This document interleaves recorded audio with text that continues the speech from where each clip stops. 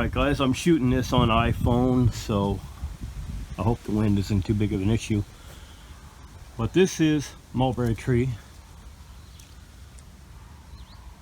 And what we have around here is the red mulberry, and I'm using the berries as well as the leaves off of this tree.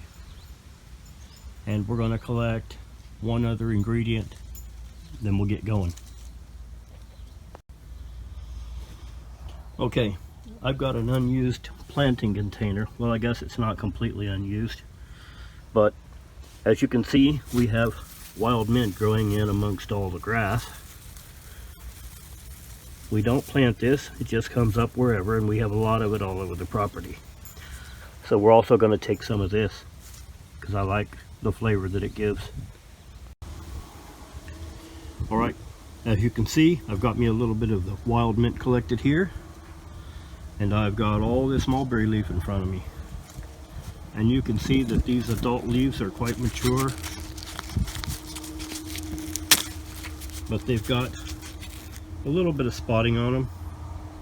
Now, that won't hurt anything. Most people choose not to use those and they go for the younger leaves, and that's just fine. Alright, something I wanted to point out and show you guys before we get started here is the different variations on mulberry. Some are lobed more on one side than the other. Some look like this. And you've got heavily lobed on both sides. And there's just a lot of variation. And believe it or not, all four of these leaves came off of one tree. There's 5 or 6 different variations in the leaves and how they can appear. So that's one thing you need to be aware of. And one way you're going to know that you are looking at a mulberry tree, even if it's not in fruit, because of the variation of leaves you're going to find within the same tree. Alright, we'll get these leaves processed up and get started.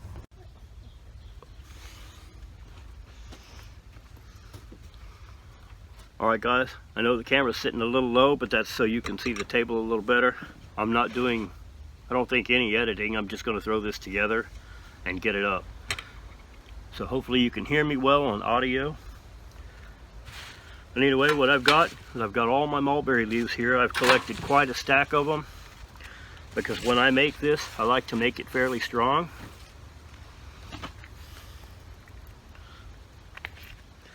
What I'm going to do is I'm going to process my leaves up a little bit. I just wad them up and give them a quick chop.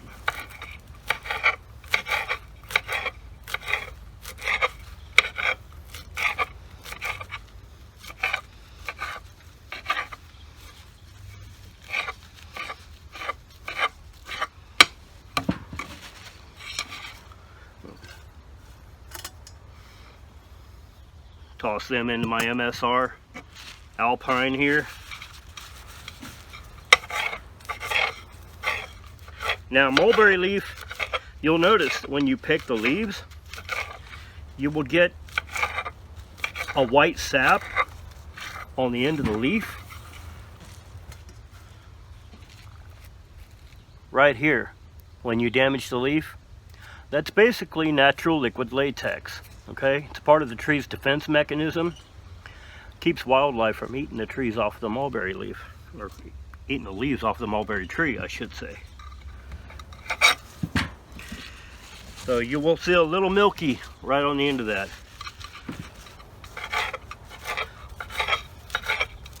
All right, get our leaves crushed up here. As you can see, we've got quite a bit. Looks like a bowl of greens, right? All right. I'm going to add water.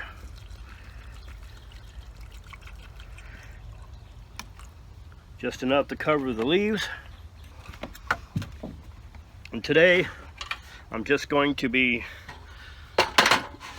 using my Coleman butane stove for ease of use. Get my canister locked in, get her lit, on goes our pan. Now I'm going to want to bring this to a boil. Normally you don't boil a tea, you steep one. But in this case, I'm just going to go ahead and give these a boil because it will make it stronger, and that is my preference. That is what I prefer. You can, however, just bring your water up to a good heavy rolling boil, shut it off, and steep the leaves if that's what you prefer to do. All right, I'll be right back with you guys as soon as we get this going to try to keep the video from being overly long.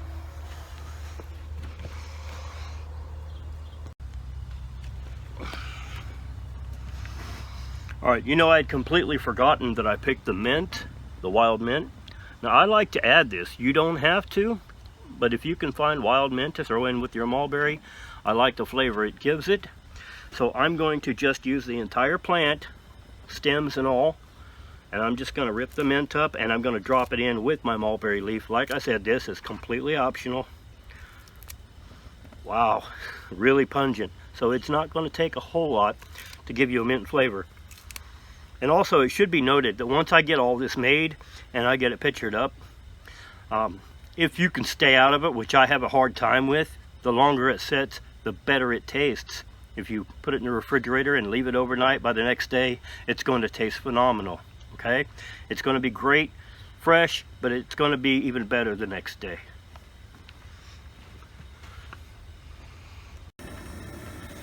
All right, as you can see, I had to improvise a little bit of a windscreen because I'm facing due south and we have a south wind that picked up just a bit.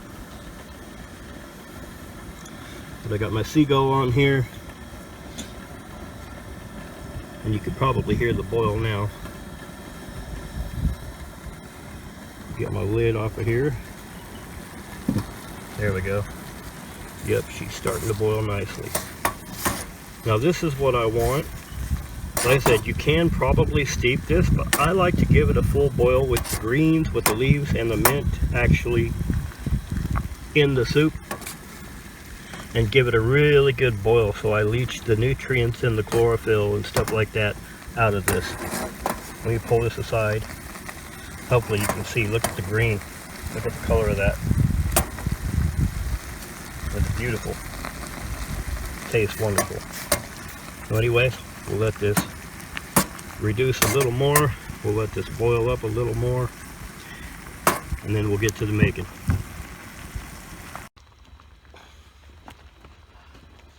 All right, guys. It's probably been 7-8 minutes now at a boil. It's looking really good. Smells great. Now this is where my Stanley cookpot is going to come in very handy because it's got a strainer lid. That way I can strain this out to go into my pitcher.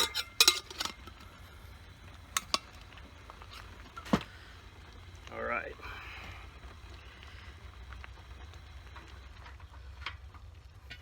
Shut my heat off here.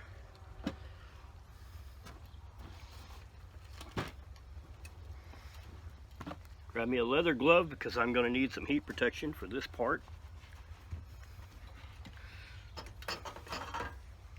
I'm just going to pour everything into my cook pot here.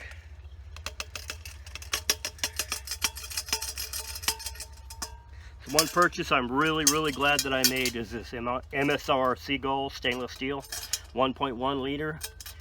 This is perfect. It comes in really handy for me, and I'm really glad I have it because it's making this a lot easier. All right. Now my Stanley cook pot, I'm going to take my handle here, I'm going to close that and flip it up over because that's going to hold the lid on as I pour this. Remove my stove. Now it's just a standard 1-gallon plastic pitcher.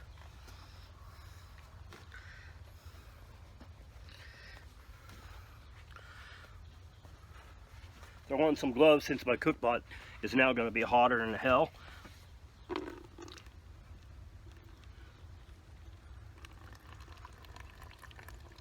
We're just going to strain this off.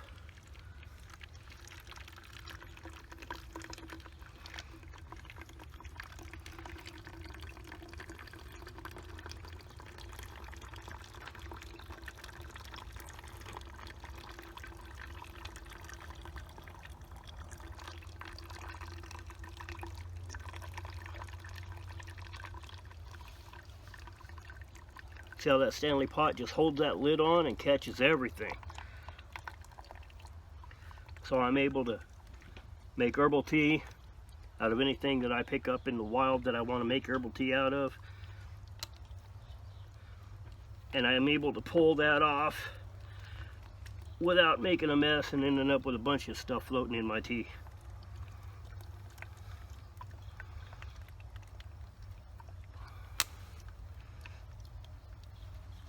Alright, we'll call that good.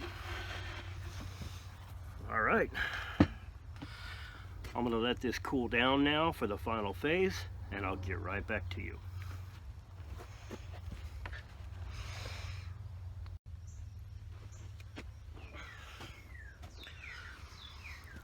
Alright, now that we've got our tea cooled down, not completely, but quite a bit,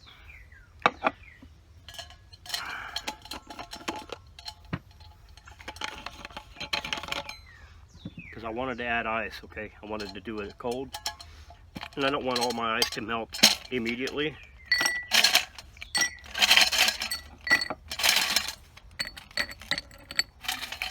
Okay, so I'm going to fill my glass with a little bit of ice, just like you always do for iced tea. Okay? And I'm going to take, just for fun and some color, and throw in a handful of mulberries right on top of my ice. In goes my tea. And granted, it doesn't look like much, but believe me, it packs a lot of flavor. Just for decoration, a little sprig of fresh mint, lemon wedge, and here we go. Doesn't that look awesome? Mulberry leaf tea. Now, as I said, this is pretty much a staple for me all summer long because it's caffeine free. The tea itself, because of the mulberry leaf, is good for diabetics, helps to lower blood sugar by changing the way you absorb it. The mulberries have health benefits, the lemon has health benefits, the mint has health benefits, the leaves have health benefits. It's really a good all-around tonic. Now, I did not sweeten this at all, but you can sweeten to taste whatever you want. You can add sugar, you can add stevia, equal, whatever you want to. I drink it sugar-free. But cheers, guys.